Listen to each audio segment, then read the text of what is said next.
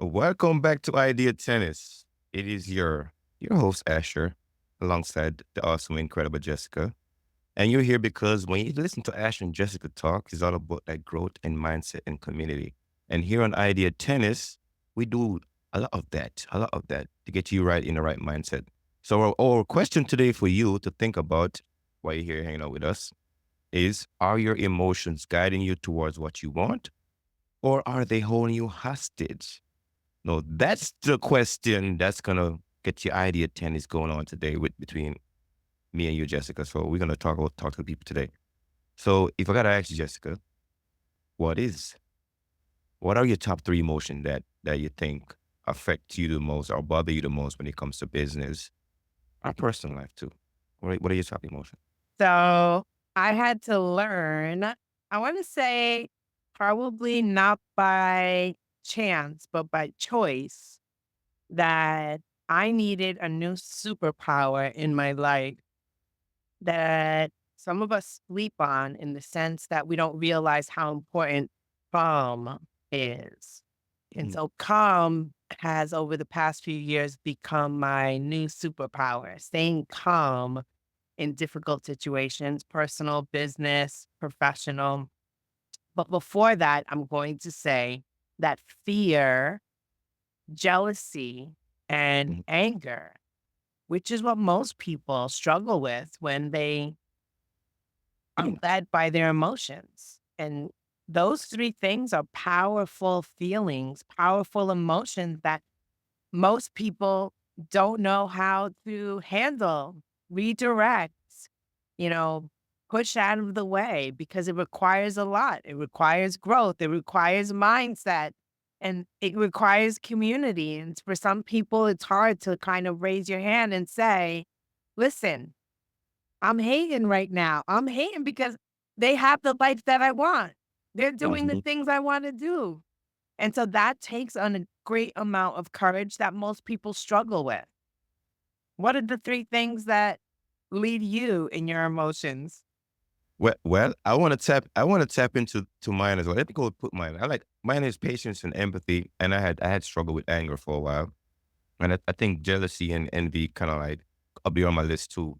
But if I had to ask you to define, let's go for some definition because I want to know what those emotions means to you. I think people that's listening probably want to know the same thing too. So if you had to define, let's start with jealousy. What does jealousy mean when you think about the word jealousy or an emotion itself? For me, jealousy a lot has to do with comparison Hmm. in the way I view or see jealousy. So comparing you to other people, your circumstances, your lifestyle, your success. I think that we see a lot of the finished products or the products that have, you know, turned into the result that we see in front of us. And we don't realize always the effort, the work, the consistency, the determination, the relentlessness that it took somebody to get there. We just see where they are and we see ourselves and where we're not. And so for a lot of people, that comparison is like detrimental on so many different levels because the only person you're competing against in life is you. And so you being your only competition, what are you willing to do to get to where that person is? But I think sometimes we get so focused in on that comparison, the jealousy, what they have, what we don't have, that we lose sight and focus. And so it's really hard to overcome that when you're stuck in the mindset of I want what they have and I don't have it yet. Instead of questioning yourself and be like, what did they do to get what they have? And how could I do something similar? Not similar necessarily in what the person did, but the action, the back ends of it. Were they consistent? Did they make sacrifices? Did they invest in themselves? Did they invest in their business? What was it that got them the actionable items that they did in order to get to where they are that I can do to get to where I wanna be. Mm. You know, when you was talking, I was thinking too because I think when we think of jealousy, oftentimes jealousy seems negative. and it's not always is, because there's positivity to jealousy too. It's a recognition that there's something that you desire that somebody else have that you want. Is a matter of, do you going to take responsibility and go get it yourself? And I was not, even when I was writing this one book I was working on, the anthology I'm working on with the immigrant folks, right? One of the authors was talking about her story, right? When she was growing up in Jamaica, and she was having, challenge with her mom. But one of the one of the other thing, her auntie was like her hero, kind of treat her with love and all that stuff, right? But then the other siblings or a couple of the cousins and stuff, right? They was jealous of that love that she was getting from her aunt, right? Because they was not like they resent her anyway. They just jealous because they want that love themselves too. Like they want the aunt to give that same kind of love. And sometimes people get jealous because when they see somebody get something, like, I want that too. Like, I want Jessica to love on me like she love on the other person, right? And sometimes all they gotta do is probably ask, like, "Hey, I like the way you love on this other person. When you see him, you give them the biggest hug, you smile at me. Can I get the same kind of thing, kind of treatment?" And sometimes we get jealous because we don't get the same kind of treatment, or life doesn't treat us the same way. So I think jealousy could be negative and positive, but I think it ties into the other emotion you talk about is envy. That one, like, we got to talk about that one. So I want to know, like, you can respond to what I just say, but I want to know your definition of envy as well. To me, the envy is negative Hmm. versus jealousy. And I know it may sound like, well, aren't those kind of the same thing? In my opinion, not really. Like, jealousy is you want what the person has, you just haven't gotten it yet. Hmm. Envy is, to me, like, I think of as a negative, Hmm. almost. And I know I'm like gonna be a little exaggerated right about now, but almost evil like, It, it, you know, it, it is. It is. to me, it's just like ugly, the idea that you live a life of envy, because envy is not even like you just want what that person has. You don't want to work for it. You want their life, you want their business, you want their success, you want their whatever. And it's like, and you don't feel like you have to earn it. You don't feel like you have to work for it. You just know that you want it. You want it in some ways, like at all costs, at the detriment of the other person. To me, it's just like I don't know. To me, it's evil when somebody says envy, that they envious, that they're because Hmm. there's no there's no growth in that. And there's no room for someone to be able to say, in jealousy, it's you want what they have, but you're willing to work for it, right? Hmm. You're willing to do what it takes.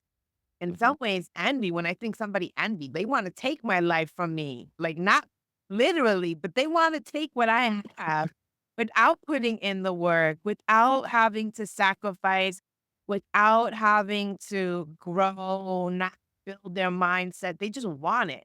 And they want it at all costs. And I've unfortunately have experience from the other side of people being envious or someone being envious of me, and it's like almost frightening the mindset that that individual has that is led by envy. What do you Okay. think? Let me put some, like, clear distinction between envy and jealousy, because I think you're onto something, but I think there's more to it, right? So you said jealousy is like seeing what that person want, like you want it for yourself too. But envy is that what you have, I don't want you to have it because I don't even want it either, right? Like, envy is that thing where it's like, I don't want you to have that thing that you have. I don't even want it for myself, but I just don't want to see you having it because you just, you know what I'm saying? Like, because you're a hater, like, it's evil, like you said. It's like you're not even want that thing for yourself, but you just don't want the other person to have it. I don't want to see you grow, Jessica, even though I don't want to grow, but I just don't want you to see. I don't want to see you grow, because if you grow, what's going to happen, right? I might not feel great about me. So sometimes you see a lot of envy in, like, in sports and politics, right? Like, that person don't even want that person to win. They don't want that. They don't want to do the job. They don't want to do the thing, but they just don't want to see you doing and be successful at it. That's the envy piece, right? That's the hater piece. Oh, I don't want that team to win, even though I don't have a team in the game. I just don't want to see that team win, right? That's the envy piece. So that's when I think about envy. I was like, okay, it's not wanting that person. to have what they have. That's that kind of hate. I Mhm. I mean, it definitely we were thinking along the same lines, except you Mhm. took it next level. I don't want you to have it, but I don't want it either. That is the hater mentality of, Mhm. it's not that I want what you have, essentially. I just don't want you to have it. That is Jess, I don't feel like I want to do the work to get rich, but I just don't want to see you get rich. So I would hate on you so you not to get rich. Or I don't want to see your business succeed. I don't want a business of my own, but I just don't want to see you in business being successful. That's the hate, my friend. And we see a lot of that. So when we come back to personal life and professional life, you run across a lot of people that are see you trying to go after your dreams. Like we talked about the last episode, we talk about the dream piece. People see you going after the dream, like I don't want they have that envy piece where they're like I don't want your dreams, but I don't want to see you accomplish your dreams either, right? Those things like really make an impact on people. When you're surrounded people that envy you, and you can tell they envy you, that kind of sucks out the life of you because like, man, this person like doing everything to sabotage the growth that I'm trying to have, the thing I'm trying to accomplish. They're sabotaging it because they're envy.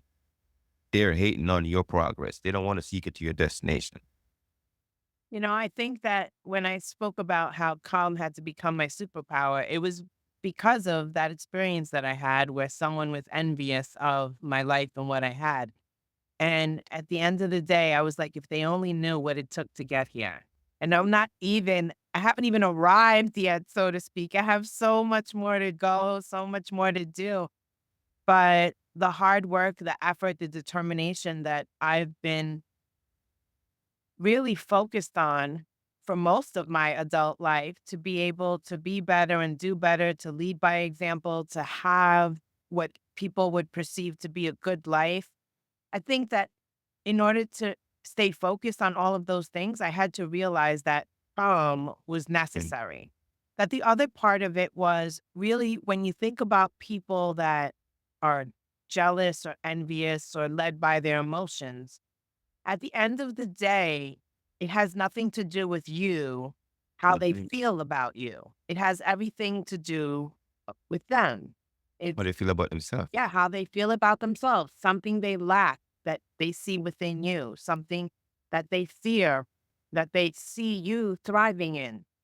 And so, because of that, unless that person is willing to deal with that mindset and deal with the realities of why they feel that way, nothing's going to change.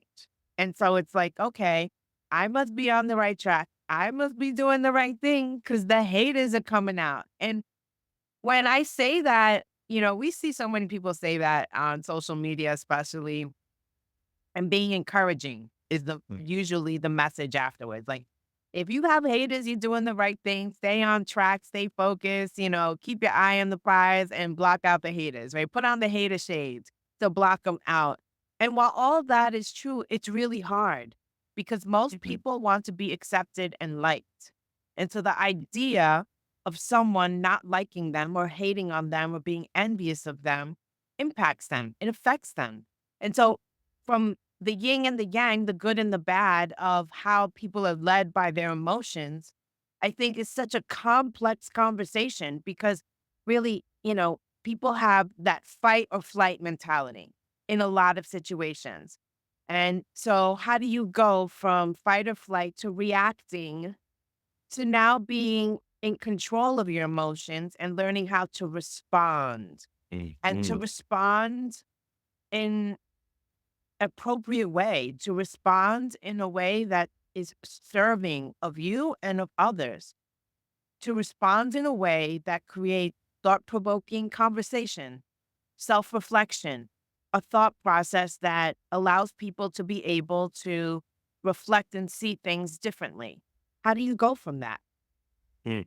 So let me tennis my way through this one because when you was talking, you triggered something for me. And we're gonna tap it. You mentioned calm. We're gonna tap into anger and calm. So I remember when I was stationed in Hawaii, like around like 2018, 2019, I got deployed to Cuba. And I was in a position when I was in Hawaii, I was in a leadership position at the time when I was in the army. And I just felt like I could have done better with my leadership, right? So I was like, oh my God, Asher, you was frustrating your leaders, you was pissed them off. And in certain moments, my protective mechanism sometimes was when I smile, I just chuckle to myself, right? I have this little laugh thing that happens when somebody get pissed off and emotional on me. I just laugh because it's like, man, it's not that serious. But I felt like I could have done better to support my leaders. So I was doing a lot of reflecting. So I told myself this, Asher, never again will anybody make you angry. Like nobody will ever make you angry again. I set a challenge for myself. So I got deployed to get more. I'm telling you, sometimes we ask God for certain things, like He's gonna send you that moment to put that thing to work. Yes. So I got to get more, and I was working in the office there, and there was this lady in the office. I won't say her name, but she's a nice lady. But when I first met her, it wasn't a nice connection at the first, right? She was not the most respectful person at the time because she was battling some other stuff she was having challenges with. But she was using language that in the like the Asher that set the goal before that would have a different kind of response. Well, Mm. because I said in the morning, I said, Asher, today you're gonna operate this way. It doesn't matter what anybody says. I am not gonna abandon the person I just set the intention to be that day. I'm gonna show respect. I'm gonna be respectful. I'm gonna talk with respect. I'm gonna be kind and courteous. All that stuff, right? All of that stuff I set out that day. Doesn't matter what anybody approach me with. I'm gonna be Asher. I'm gonna be reverse of Asher today. So every day I get to work and she say these things, whatever, whatever. And sometimes some of my battles like Asher. If somebody talks about that, we'll be fighting. I'm like, but in that moment, they don't know what Asher was working on. They don't know what I was doing in that moment. I was challenging myself to do something different because, man, the last time I wasn't that kind of guy, right? So I'm like, I want to be a different guy. And that process taught me something about me, Jessica, is that if I set my intention and my energy a certain way and I embody it and I don't abandon me because somebody hit me a certain way, I maintain my composure like, oh, then I should do I didn't abandon me. I worked through it. And at the end of the day, that lady we become such awesome friends because she kind of opened up to me later on and tell me all what was going on in her life, so on and so on. And because I was just kind, right, and respectful no matter what she was saying, it had nothing to do with me. It was all about her. She was projecting everything about her. And I knew that. I was like, this had nothing to do with me. Just yeah. So I walked through that process. I stayed patient, calm, and empathetic. And at the end of the day, we become really good friends. She baked cakes. She could actually, she become really nice. She's a very nice lady. But at the moment, she wasn't when I first met her. But I ended up holding my ground, maintaining my posture, and the guy that I intended to be that day, I ended up finishing that day being the Asher I wanted to be, set the example I wanted to set. And that, my friend, which how I put calm and anger into the same motion. So what are Yeah. your thoughts? So, so many things right there that you just spoke about. I need you to understand it. I need our audience to understand that controlled emotions are Mhm. powerful. You become powerful when you have the ability to control your emotions, to not be led, to not be held hostage, but to Mm, be able to control your emotions in a way that serves you, your goals, the outcome that you're trying to achieve, and realizing that in almost every situation, when you have someone like the lady who was using language and speaking to you in a way that the old Asher would have tore up, it's because of unresolved issues that that person has. mhm, You know, it's the lack of growth in their mindset and in their ability to leave the baggage at the door, so to speak. She went to her job and brought along with her all of the things that were weighing her down in life. And mm, all of that extra weight and all of those extra bags prevented her from being able to do her job without feeling all of that weight, all of that pressure, all of the things that didn't belong at work with her that she was carrying. mm. You know, I'm thinking about it 'cause you talking about the control. It's that emotional regulation that people don't have because things in life gonna bother you. For example, like if I can't show up for this hour with you, Jess, and not bring the thing that bothers me in my life here, like can I come right in this hour window block with you and I give you the best answer possible, right? And that's what people ask when you go to work. They're like, come to work, and for that 8 hours that you're here, I want you to bring the best version of yourself in that 8 hour block. Beyond that, you can take that stuff, right? But I'm paying to show up with your best energy, your best attitude, and accomplish the job. And I was in the military. Like you go to work, right? Like you might have a rough day or whatever, but you gotta bring for that block of time we together. You gotta bring the best version there. Can you actually turn off everything else and bring the best version there? A lot of time people can't regulate that, and so when it comes to the emotional regulation piece, it's a difficult challenge because they held hostage by that emotion, and a lot of people can't control anger. Sometimes that's all emotion they know is anger. You know, but I had to learn myself because there's something is when you hear the word I say know thyself. What I really mean is you gotta know your patterns. You gotta know your behaviors. You gotta know your habits, right? Those are things you study. Like how you know yourself, you look at your life, you start examining it and figure out all these things I keep playing out the same way. Like, what are these things? If I get to know them, I can regulate them. But if you don't know them, you can't regulate what you don't know. So when I'm looking at my life, I'm examining my life, I'm like, man, I keep treating people this way. Why am I doing it? Oh, because of this, because of that. Now I start regulating, right? I start regulating those automatic habits, right? That might be negative in my life right now. I start regulating those things like, hey, between this hour and this hour, you ain't showing up, buddy. Right? Between this hour and this hour, this emotion is gonna be present and it's what I'm gonna work with. All of that stuff. I might take you off in the woods and walk with you, Mr. Anger, for a little bit so we can have a relate conversation. But at work, the anger is not gonna be showing up. Like I didn't hire the anger to show up at work. Like the boss didn't hire your anger. He hired you know what I'm saying? You better part of your intelligence, right? Not the anger piece. So that's what popped up for me. What tennis you way through that one there, I Jessica? mean, when you said you can't regulate what you don't know, you're absolutely right. But that requires a lot of self reflection. Mm-hmm. That requires you to be able to hear what other people are saying about their experiences with you and hear them in a way that is going to allow you to have growth and not become defensive. But that Mm-hmm. means that's a deliberate decision that you're making. And for a lot of people, that's the hard part. The hard part is to take in someone's feedback. Listen, Mm-hmm. most people don't want to know what other people's opinion is about something that has to do with like a professional issue. I want our audience to tell us the things that they like about our idea tennis conversations. What do they want to hear more of? And what they didn't like? What could they do without? But tell me why so that I Mm-hmm. can have understanding. So I could say, I agree. Maybe we shouldn't have those parts of the conversation anymore. Or I agree. It's too long. It's too short, whatever it is. But if I'm that open to receiving that feedback for the purpose of growth and self improvement, then when somebody provides that to me, I get defensive. Mm-hmm. I don't focus in on the growth opportunity. Instead, I hear it's almost as if you have muffled hearing, that you only hear the negative that someone is telling you when they're giving you feedback versus hearing that what they're saying to you, while all of it isn't, peaches and cream sometimes, and sometimes the delivery is an issue. I will admit I have been known to deliver a harsh message or two sometimes, but from a place of love because I want to see the person do better and be better. But not everyone is in that place and space in life. Not everyone wants to hear the feedback. Not everyone wants the what they feel the criticism, but criticism doesn't always mean bad. Again, Right. criticism is an opportunity for growth. And you don't have to always agree with what somebody says that you need to do better. Sometimes you're like, yeah, there's a reason behind why we do this way. And while I don't owe anyone any explanations, if you understand the back theory of why we do this way, then maybe you'll see the vision. And maybe we're not quite there yet, but we have the opportunity to learn and grow when everyone tells us the things that they like and love, and then the things that they feel that we could improve on.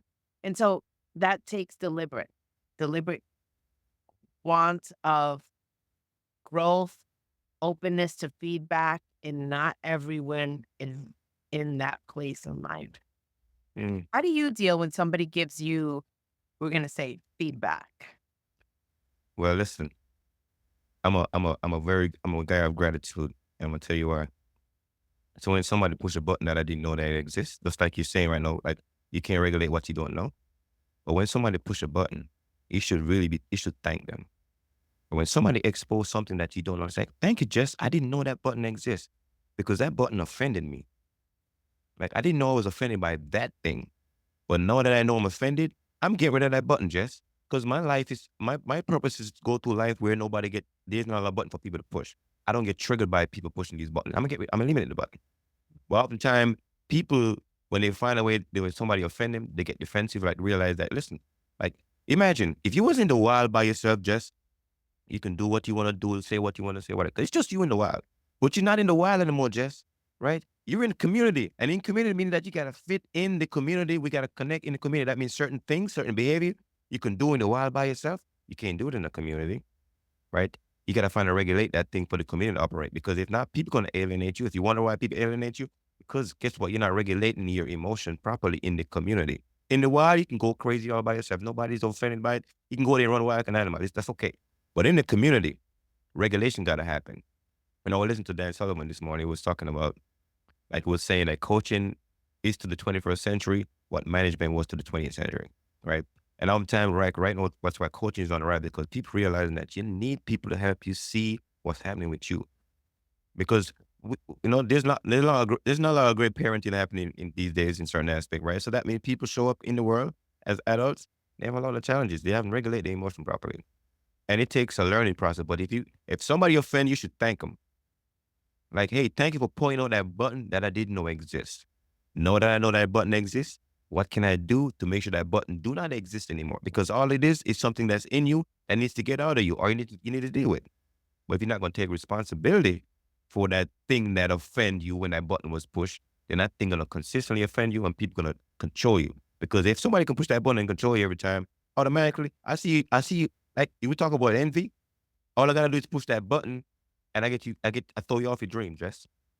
Yep. Let's push that button. I offend you so much, you can't even focus on your dreams anymore. But you gotta eliminate those things. Therefore, you can focus on the thing you want. The world doesn't affect you that way. What are your thoughts? I use those emotions as fuel. Like, Mm. no one is pushing my buttons anymore because I say, a killer poker face. Like, stands in the room and inside, I am boiling inside. I am like, what in the world is happening? Or what in the world is this person saying? And from the outside looking in, you would see, oh, Jess is cool, calm, and collected because I won't allow that emotion to lead me. I won't give anyone the satisfaction of them knowing that what they're saying or doing is upsetting me anymore. Because that gives someone control over me, the way you said, right? And then they know how to, in some ways, press my buttons. And at this point, because I really have, I'm gonna say I need to get like a cape that has like a big C for my superpower of being calm, just to be able to. I used to react. And I think a lot of people react to things that people say, to situations, things they see. And so, how do you go from reacting to responding? Mm. Well, it's because it's the difference between how, if something is happening to you or something is happening for you. It's the same parallel. And so, being able to say, I'm going to choose to be in control. And so being in control and having a powerful framework instead of allowing my emotions and my feelings to push me to react, Mhm. I'm going to use my emotions and my feelings to give me perspective in which to respond. Because the way you respond could be so much more powerful, impactful, and meaningful than if you react. And if you go from the space and place of reacting to responding, it's a deliberate decision again. It's that, okay, every time I react, I get the same result from the other person or the situation, whatever it is. Well, if I do something different, instead of reacting, I respond, could I possibly get a different result? Mm. And when you realize that absolutely, That is the answer. Don't react, respond. I was even giving someone some like actual 9 to 5 work coaching. And I was saying to them, yes, you are a problem solver. That is the nature of the work that you do. And you have many people that are looking for you to give an immediate solution and immediate response to a problem. And the problem is a multi complex scenario and it impacts a lot of things, including money. But in order for you to be able to not react and to provide the best solution possible for everyone involved, Mm, sometimes you need to take a step back. And the step back isn't a setback. The step back is to allow you to have perspective, to view the problem from all the different angles, all the different positions in the playing field, so that you can come up with a solution that serves everyone as best as possible. And it doesn't mean that everyone's problem is solved. What it means is all the factors were taken into consideration. And I think for a lot of us, that's sometimes what we have problems doing is taking the step back to have perspective because the perspective is going to allow us to see things how they actually are and not with the view or the filter of the emotion, the anger, the jealousy, the hate, whatever it is. And so when you're able to do that, the issue that you're dealing with seems and looks and feels very different now. Would mm. you agree that perspective is important? Let, let me put the perspective with let me tennis wrap up this perspective real quick so people can think about it. So just imagine yourself as like an elevator. Are we talking about these buttons now and the emotions? So you imagine yourself like an elevator, and we talk about the regulate, the respond and reacting, right? So for you to respond to your day, that means you gotta set intention, like what you're gonna do today. So if you're an elevator and people have access to these buttons on your elevator. So therefore, you can determine what kind of button on your elevator you're gonna allow people to be able to push. And if those buttons are a certain kind of button you intend for that day, like okay, the kindness button is the button they can push, right? The empathy button is the button they can push, right? You can look kind of lay out the calm button, like all these buttons is what people have access to. The other buttons, you don't make them have access to it, right? So now you got to figure out how do you become an elevator with buttons that you intend. But if you're an elevator with all the buttons are open, and anybody can just push, push, push, push, push, right? That means you're gonna keep pushing your button all day, and you're gonna be stopping at every floor going up to your skyscraper, right? 'Cause if you gotta think about your life, as imagine your life as an elevator, and you set intention that day, like the only buttons that I'm allowing people to push today is my kindness, my calm, my empathy, my love. All these buttons gonna be available. If anybody, that's the only button people can push. Every other button is off limits to them. I control the other buttons. I regulate the other buttons. And if you could think about your life that same way, then you can figure it out. Now I don't have to react to people. Because in the military, we got this thing that react to contact, right? Oftentimes you got your plan, but when you go to connect with the enemies, right? They got to say it too. And they're going to disrupt your own plan. You got to figure out exactly, I can react what I'm reacting with. I'm suppressing fire, or I figure out a way to suppress fire by making these buttons available only to the people that get on this elevator. And you get on this elevator, you can only push these buttons because I'm controlling the button that you get to push. If you can do that, my friend, you can take people up and down the floors with no problems. What are your thoughts? I love the elevators and the buttons. I do because it's such a great perspective of, what you allow, Hmm. what we allow as people, and how others impact how we respond versus how we react. And so if I only have today the buttons of kindness, love, and empathy to be pressed, then no matter what is thrown at me, no matter what is said, no matter what is done, those are the buttons Mm, that are being pressed to go anywhere. And I love the fact that you framed it as you control what buttons are on in any given day. And I think that, mhm, that goes along with me continuing to say throughout this conversation, calm is a superpower. It's something you choose. Mm-hmm. And in spite of how people are behaving, what emotions they're being led by, what unresolved issues or reference points from their past are impacting them to be able to push a button. If the only buttons you have available are buttons of love, empathy, understanding, kindness, Mm-hmm. well, Mm-hmm. Mm-hmm. I mean, it's Mm-hmm. a whole new world we live in now. Mm. And But guess it, and guess and guess what? You can probably go to the top floor of the building with those buttons. yes, Because if you're pushing those buttons for me, I will go anywhere with you. But if yes, you're pushing the other button, we staying in the basement, buddy. yes. You know what I'm saying? Yes. The Ooh. elevator doesn't move if you push the other button. It's so freaking right? The elevator that fool.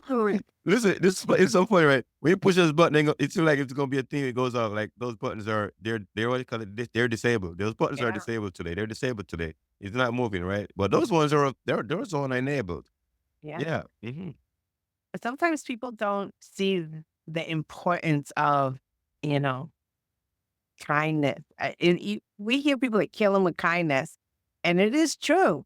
When someone's coming at you and you kill them with kindness, they like feel so small, and you are like, "All right, yeah, you see, I just served you a dish from your own kitchen," kind of thing. Hmm. But the opposite of instead of like hating on them or being nasty with them, what's that? Um, there's a phrase that people down south say. Um, It's like, are you talking about like use my kindness for weakness or? oh no, like I think it's like bless your heart or something like that. Uh-huh. But that phrase can be like negative or positive depending on how the person is using it. And there's a lot of things like that in life, right? God bless you. In some ways, it's like, yeah, you're telling it, God bless you, but God needs to bless you. And so, Yeah. depending on the way that the intention, but it's still God bless you. And Mhm. so it's figuring out how to kill them with kindness, how to, pray. The Bible calls us to pray for our enemies, for the people we love, and in some ways, it's almost as if the people that are hating, they need those prayers the most because there is something not right within them. And I think that, you know, yeah, it doesn't have to be envy and it doesn't have to be something not right within you. It could be something that happened to you that gives you this perspective that makes you react versus respond, that makes you fly off the handle in a public location, that makes you feel like every time someone says something to you, they're putting you down. Like, no, Mm. let's think from the perspective of growth, of love, of understanding, of if you don't know better, you can't do better. I want people to tell me. I want people to be, Jess, you just talk too much. You need to speak a little less.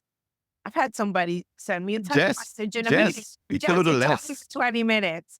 Jess, you're talking for 20 minutes. I'm like, that's because this is a coaching lesson, mister. But you mean that, but I want that. I want that. And there have been times where somebody has told me, Jess, you're like talking too much in a meeting. And I'll be like, Mhm. all right, anyone have anything they'd like to contribute? Anyone maybe would like to add to the conversation? So, What? but take what people are saying Mhm. from the perspective of, like, they're just trying to help you grow. So we gotta wrap up because we know Yes, we set the clock here, the timer. yes, So what I'm gonna do is we're gonna wrap up today. We're gonna remind folks what the tennis acronym is, the idea tennis acronym, which is kind of like to think, elevate, navigate, nurture, innovate. And we switched it from some serve to serve. We're gonna use serve. I think just says serve is way more better. So just think about we started off with a big question around pretty much how you being led by your emotion, really. It's the bottom line. How you being led by your emotion and how you regulating it properly. And if somebody was to ask you what emotions really bother you the most, you gotta think about them. Like which emotion you're bothered by the most. You gotta think about it because oftentimes those are the ones you need to work. Like what are those button people pushing? You're like, man, every time they push that button, I feel a certain kind of way. Those are the ones you need to work on because you know them now, you get to regulate them. And you should thank the person that show up and push your button, let you know that button exists if you didn't know it exists. So yes, so think, elevate, navigate, nurture, innovate, and serve. Did we do that for you today? Did we tennis our way through this conversation today, Jess? What are your thoughts? I feel like we did, and we used the common themes that we speak about every week: mindset, growth, and community, the three things that the underlying message always is about. To be able to stay in control of your emotions, to be able to have calm as your superpower, in order to be able to stay powerful in the perspective of how you respond versus how you react, how to be able to keep a poker face in the most trying situations really affords you the opportunity for self reflection to be able to really look inside and say, you know, do I need to grow in a particular area? Why is it that I respond and react to these different scenarios that are happening? What role am I playing? And when you have a moment of self reflection and realize that everything is meant to serve you and not to hurt you, and that you are controlling how you respond, how you react based on your past experiences, your old reference points, and that you have the power to change them for the better. Every single day, it's a choice. Wake up, Mm, thank God, be better, do better, and remember that success is your reward. mm. And that is your call to purpose, my friend. But before we cut off, Jess, I want to tap into a couple more of the some business stuff.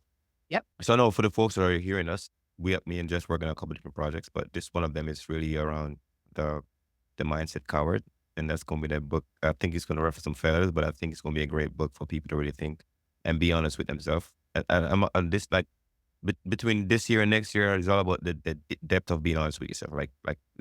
Don't get offended. Like, why is this thing bothering me when somebody says this thing? It's an alert, right? And then also next, this is November, right? Oh my god! So this month, my anthology book comes out. The immigrant book I'm working on, anthology, Dare to Ignite Your Dreams, comes out this month, and I'm excited about it. Just we got to plan our launch parties at the end of the month. It's gonna be awesome. But I know you're working on the Northeast convention right now. You're working on the convention, and I know that's a lot of stress to put those events together. Just, but I love you for that because I'm gonna tap into your skill set just to have you put these events together because I got plenty of them in my future. Also, guess what? I'm also working on another book that's gonna be coming out after your book. It's called Memoirs to Millions, and that's gonna be the core of my actual my coaching program. It's gonna be the core of it, the Memoirs to Millions, and that's gonna be the thing that kind of keep the golden thread between everything I do. That project, and it's gonna be different workshop comes out where I do kind of people write their book because I'm focused on strictly memoirs when I'm writing because I've realized there's so much power in other people's stories, and the more I hear people, I'm like, there's something. I'm gonna tell you this, Dress, as awesome as you might think people are, or people think they are, when they ask the question like, "Are you ready to write, put your story in a book and put it out there?" They get nervous, Jess.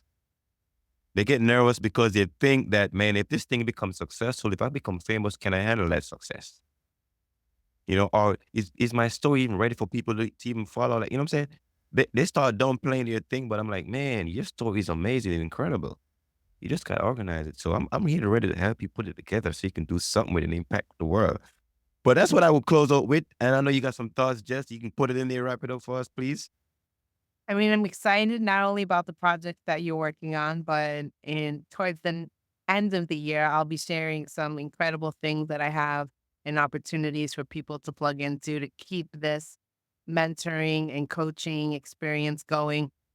I am so excited at the idea that we're going to be writing this coward mindset book. I when I No, it's called Mindset Mindset Coward. coward, sorry, Mindset mindset Coward. coward, right? Mindset coward. Mhm. And the back end story that you pulled into it, I don't wanna reveal it too much, but I was just in awe. It really goes to show that when you connect with people Mhm. and listen more than you speak, and I will admit sometimes that's hard for me, but I do listen attentively, and You I do listen. You finish do. it You you right you now. you do. You give very, very good feedback. I'm like, "Jesse, you heard all of that?" Jess like, "Yeah."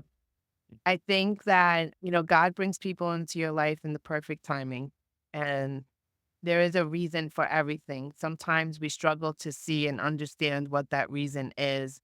and being able to share your story and create impact. And the fact that that is the mission that you live your life to do, to serve others through telling their stories, Asher, is an incredible gift and blessing to the world. So I'm proud to call you friend, partner, and all the great things that are coming that we are looking to be able to serve others with.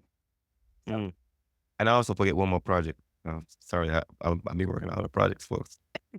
But just got me a little emotional just now. But yeah, the project that I'm working on too, it's called Ultimate Mind and Body Transformation. It's another project. It comes out in January too. It's a container for coaches and clientele. Just kind of come in the same container and just kind of get to work on themselves. So that's one coming out too. So you would see me start sharing a lot of that stuff, talking about it. But I've been doing a lot of work since January, since April of this year. Just been hunkering on this, building a system and platform so I can start, reaching out, making outreach. But with that, folks, you tune in to the Idea Tennis podcast here with the incredible Jessica VB and Asher. And we're here to really bring that different level of thinking to your mind. And you can tennis your way through anything through a life. Look up the acronym tennis. Really, you can tennis your way through anything through a life. You just gotta be courageous enough to do it. And with that, folks, make it an awesome day.